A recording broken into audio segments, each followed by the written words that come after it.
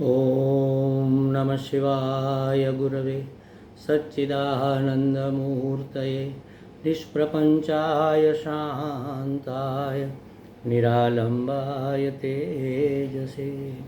हरिओम प्रभु जी। आज के इस अध्यात्म परिषद में आप सबका स्वागत है। आज का प्रश्न भी कल वाला ही प्रश्न है। कल लखनऊ से ज्योति गुप्ता जी ने पूछा था, साधना गुप्ता जी ने पूछा था कि इस शरीर और संसार की विस्मृति कैसे हो। उसकी कल चर्चा तो हमने की, लेकिन वह चर्चा जन सामान्य के लिए थी। जो साधक है और जो सिंसियर साधक है उसके लिए एक और रास्ता भी है, तो उसकी चर्चा हम आज करेंगे। वो कैसा साधक है, जैसे भगवान ने कहा ना गीता जी में कि मेरा ये भक्त मुझे प्रिय है, मेरा वह भक्त मुझे प्रिय है, मुझे ऐसा भक्त प्रिय है, मुझे वैसा भक्त बहुत प्रिय है, और मुझे ऐसा भक्त तो अत्यंत प्रिय है। ऐसा करके भगवान ने कई वेरिएशन हमारे सामने प्रस्तुत किए और अंत में कहा कि जो ज्ञानी भक्त है वो तो मेरी आत्मा ही है, मतलब इससे ज़्यादा प्रिय तो और कोई हो ही नहीं सकता। जो ज्ञानी भक्त है, माने जो सिंसियर साधक है, मैं तो ऐसा मानता हूँ, जो भगवान ने कहा ज्ञानी भक्त से श्रेष्ठ इस जगत में और कुछ हो ही नहीं सकता। भक्त तो होना है, लेकिन ज्ञान पूर्वक, भक्त ज्ञानी कह लो या ज्ञानी भक्त कह लो, हमारे साथ ज्ञान भी रहे, भगवान कौन है, क्या है, कहाँ है, कैसा है, क्यों है, इसका पूरा का पूरा हमें ज्ञान होना चाहिए। इसके लिए हमें वेदांत का अभ्यास करना पड़ेगा, उपनिषदों का अभ्यास करना होगा, गीता जी का अभ्यास करना होगा और समझना होगा। गुरु शरणागति के साथ, गुरु के निश्रा में बैठकर, गुरु के सानिध्य में रहकर, गुरु के मुख से शास्त्र का श्रवण करके हमें परमात्मा को पहचानना होगा, और तब हम उसकी भक्ति, माने उससे उसके भक्त हो सकते हैं। शंकराचार्य जी महाराज ने तो कहा है कि भगवान और भक्त अलग नहीं है, माने आत्मा सो परमात्मा है। तो आत्मानुसंधान रूपा भक्ति सर्वश्रेष्ठ भक्ति है। आत्मा माने परमात्मा, आत्मा कह लो, परमात्मा कह लो, उसका अनुसंधान सतत रहे, उसका नाम भक्ति है। और ऐसा भक्त जो ज्ञानी भी है, या तो ऐसा ज्ञानी जो भक्त भी है, वह भगवान कहते वह मेरी आत्मा है। अब उसके लिए ये चर्चा हो रही है। देखो, संसार को और शरीर को विस्मृत करने के लिए हमारे शास्त्र में कई उपाय बताए हैं। आज की चर्चा महाराज बहुत खास होने वाली है। आप इस वीडियो को सेव करके जरूर रखिएगा और अनेक बार, एक बार नहीं, 2, 4, 5, 10, 15 बार इसको जरूर सुनिएगा।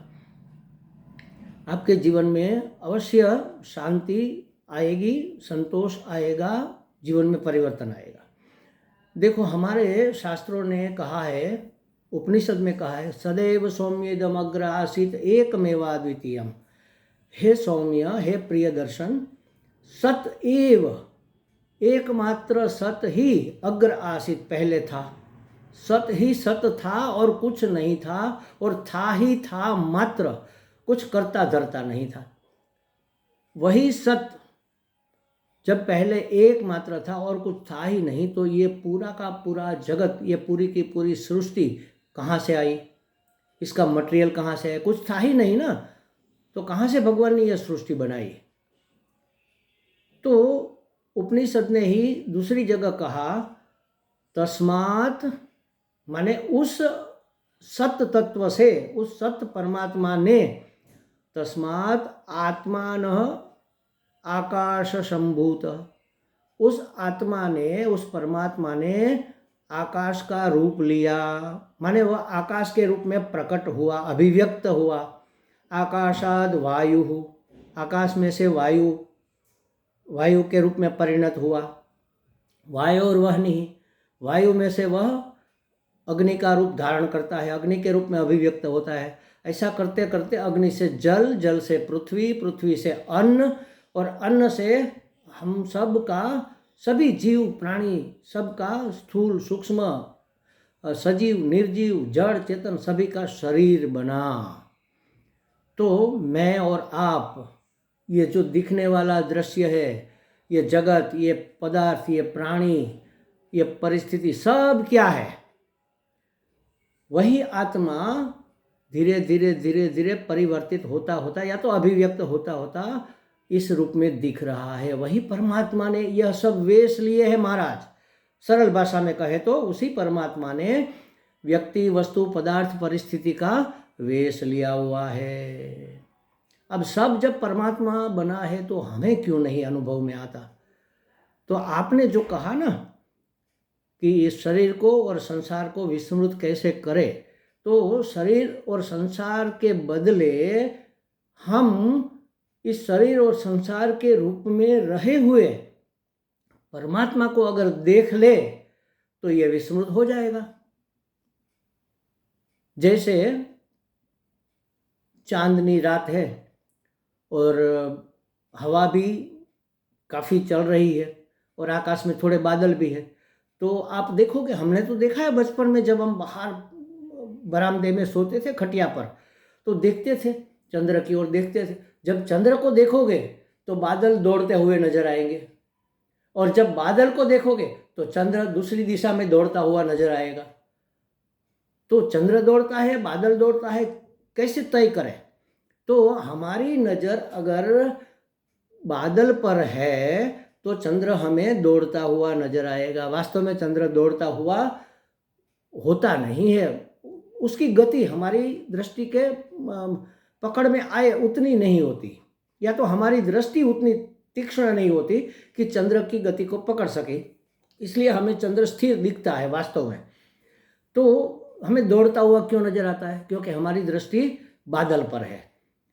तो अगर बादल से दृष्टि हटाकर हम चंद्र पर दृष्टि रखेंगे तो फिर बादल दौड़ते हुए, जो वास्तव में दौड़ रहे हैं, हवा की वजह से आगे आगे भाग रहे, वो हमें वास्तविकता दिख जाएगी। तो बस उसी तरह परमात्मा को इस संसार में अगर हम देख ले तो यह संसार विस्मृत हो जाएगा। जैसे चंद्र को देख लिया तो बादल दौड़ने लगे, बादल को देख लिया तो चंद्र दौड़ता है। तो चंद्र को दौड़ता हुआ विस्मृत करना है तो क्या करना होगा? उसको देखना होगा। तो भगवान को अगर हम देख ले कि इस सृष्टि के रूप में परमात्मा ही अभिव्यक्त हो रहा है, एक तो यह ज्ञान हुआ हमें, सदैव स्वमिदम अग्रासित एकमेवाद्वितीयम था, उसी ने तस्मात् आत्मन आकाश संभूतः करते करते करते ये सब सृष्टि का सर्जन हुआ, तो भगवान ही हुए, भगवान इस रूप में दिख रहे। यह ज्ञान, और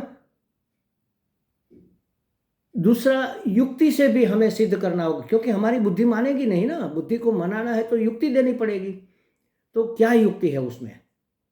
तो हमारे ही शास्त्रों ने कहा है, प्रकरण ग्रंथ में भी लिखा हुआ है शंकराचार्य जी ने, अस्ति भाति प्रिय रूप नाम इति अंश पंचकम आद्यत्रय ब्रह्म रूपम ततो द्वयम जगत रूपम, या तो जगत रूपम ततो द्वयम। तो क्या कहता है इस श्लोक में? अस्ति भाति प्रिय, वही सच्चिदानंद परमात्मा अस्ति भाति प्रिय के रूप में है। अस्ति भाति प्रिय नाम रूप, या तो रूप नाम इति अंश पंचकम। इस जगत में जो भी है, जहाँ भी है, जैसा भी है, देख लो उसमें 5 अंश आपको मिलेंगे। जैसे ये रुमाल है तो ये है माने है पना, उसका होनापन माने अस्तित्व, होना माने अस्ति, अस्ति माने सत। तो ये अस्ति है, ये है, इसमें तो कोई इनकार नहीं कर सकता। कैसे पता चला? भांति दिख रहा है, हमें अनुभव में आ रहा है, हमारी इंद्रियों से पकड़ में आ रहा है। तो जो है वही तो दिखेगा, नहीं है वो कहाँ दिखेगा? हमने कई बार कहा है कि देखो हमारे हाथ में रुमाल है और इस हाथ में सफ़ेद सफ़ेद कबूतर है, तो आप कहोगे कहाँ महाराज, कबूतर तो है ही नहीं।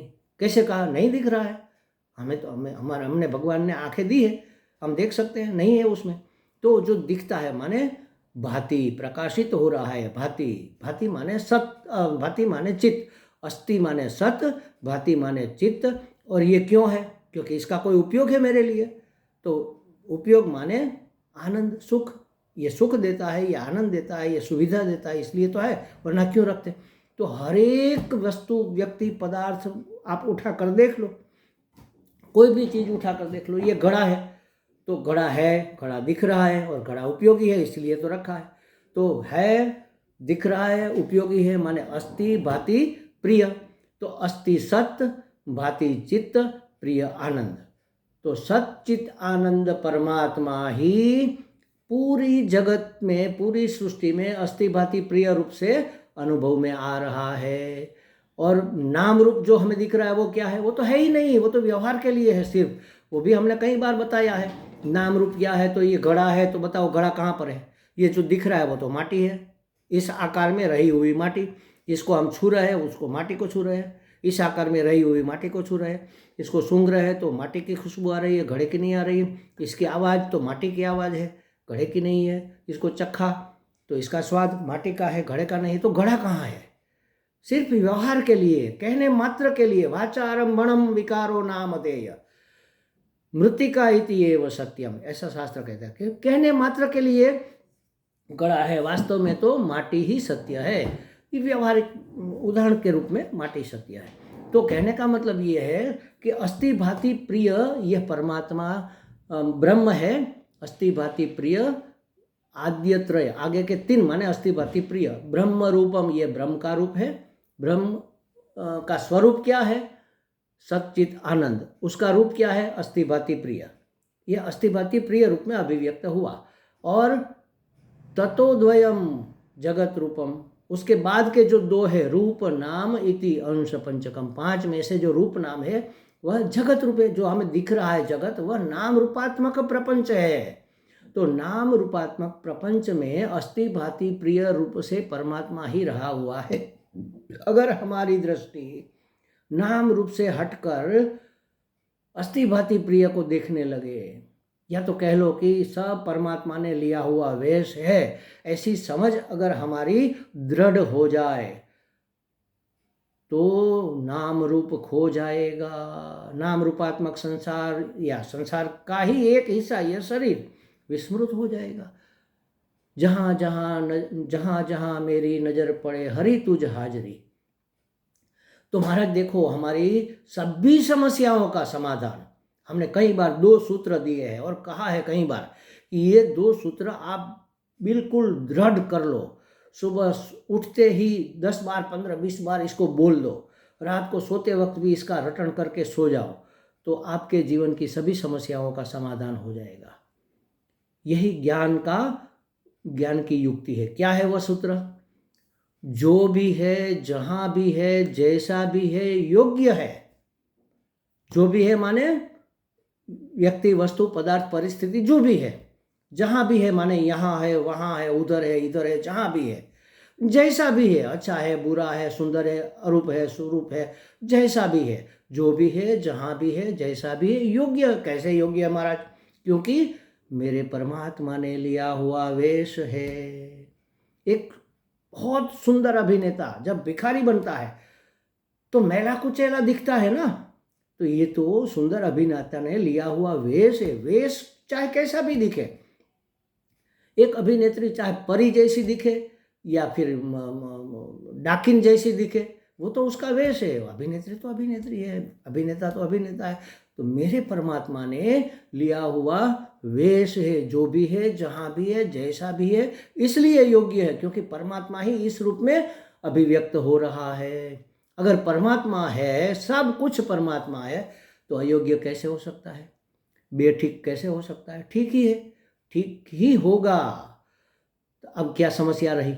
किसी के साथ हमारी कोई समस्या नहीं रहेगी, कोई झंझट नहीं रहेगी, सब मिट जाएगा। और दूसरा सूत्र, पहला सूत्र इसको याद रखो, जो भी है, जहाँ भी है, जैसा भी है, योग्य है क्योंकि मेरे परमात्मा ने लिया हुआ वेश है। क्योंकि मेरा परमात्मा इस रूप में अभिव्यक्त हो रहा है। वास्तव में तो वह अस्ति भाति प्रिय रूप में दिख रहा है, वह सच्चिदानंद ब्रह्म ही है। तो वह अयोग्य कैसे हो सकता है? उसके सिवा और कुछ है ही नहीं ना। उसके सिवा कुछ और होता तो अयोग्य योग्य की बात होती। वह एक ही है, एकमेव अद्वितीयम, एक और अद्वितीय एक है। दूसरा सूत्र है लेकिन महाराज हमारे साथ ये घटना घट गई, उसने हमारे साथ ऐसा व्यवहार किया, उसको कैसे स्वीकार करे। तो उसके लिए दूसरा सूत्र है, जो हो रहा है अच्छा या बुरा, जो हो रहा है, जहाँ हो रहा है, यहाँ हो रहा है या बाहर हो रहा है, इधर हो रहा है या उधर हो रहा है, ऊपर हो रहा है या नीचे, जहाँ भी हो रहा है, जो हो रहा है, जहाँ हो रहा है, जैसा भी हो रहा है, जिसको हम अच्छा समझे, बुरा समझे,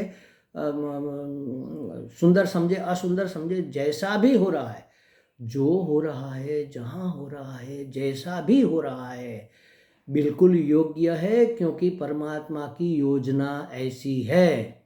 उसकी इच्छा के बगैर तो पत्ता भी नहीं हिल सकता। तो कुछ कैसे हो सकता है उसकी इच्छा के बगैर, उसकी योजना के बगैर? ये ईश्वर की योजना है, ईश्वर की इच्छा है, इसलिए ये जो हो रहा है वह इस तरह से हो रहा है। तो हमें किसी घटना के प्रति कोई विरोध नहीं होगा। जो भी है, जहाँ भी है, जैसा भी है, योग्य है, क्योंकि मेरे परमात्मा ने लिया हुआ वेश है, वही इस रूप में अभिव्यक्त हो रहा है।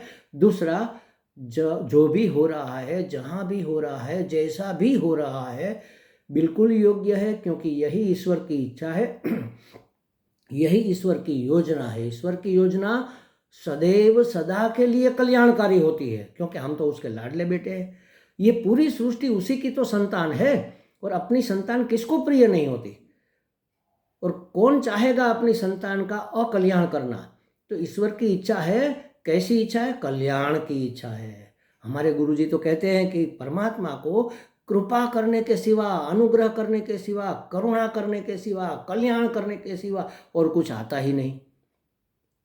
तो जो हो रहा है उसी में सबका कल्याण है। हमारा उसमें कल्याण चाहे न दिखे, लेकिन हम अकेले थोड़ी है इस जगत में, बहुत सारे लोग हैं। और लोग ही थोड़े हैं, पशु भी है, पक्षी भी है, कीट पतंग भी है, जीव जंतु भी है, पेड़ पौधे भी है, नदी तालाब भी है, पर्वत पत्थर भी है, पहाड़ भी है, खीण भी है, सब है।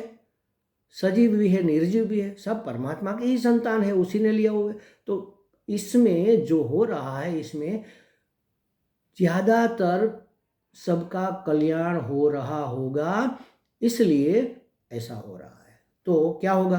हर एक घटना का स्वीकार हो जाएगा। तो हम अगर हर व्यक्ति, वस्तु, पदार्थ के रूप में परमात्मा को देखने लगे और हर घटना को परमात्मा के कल्याण की योजना समझने लगे, तो फिर कहाँ संसार रहेगा, कहाँ देह में हम भाव रहेगा? तो इस देह से और इस संसार से विस्मृत होने का ये सबसे श्रेष्ठ, सबसे सुंदर, सबसे आसान और बड़ा प्यारा उपाय है महाराज जी। इसको अपने जीवन में लाओ तो फिर यही आपकी बहुत बड़ी, सबसे बड़ी और अंतिम साधना यही है। बस इसी को साधना है हमें। जो भी है, जहाँ भी है, जैसा भी है, बिल्कुल योग्य है, ठीक है। जो हो रहा है, जहाँ हो रहा है, जैसा भी हो रहा है, बिल्कुल योग्य है, कल्याणकारी है। बस इसी को अपने जीवन में लाना, इसी का नाम साधना है, इसी का नाम अनंत शांति की प्राप्ति, अनंत सुख की, अनंत आनंद की, अखंड एक रस आनंद में अवस्थित होने की, परमात्मा प्राप्ति की यही युक्ति है, सबसे सरलतम युक्ति है। हमें लगता है कुछ बातें स्पष्ट हो गई होगी। हरि ओम।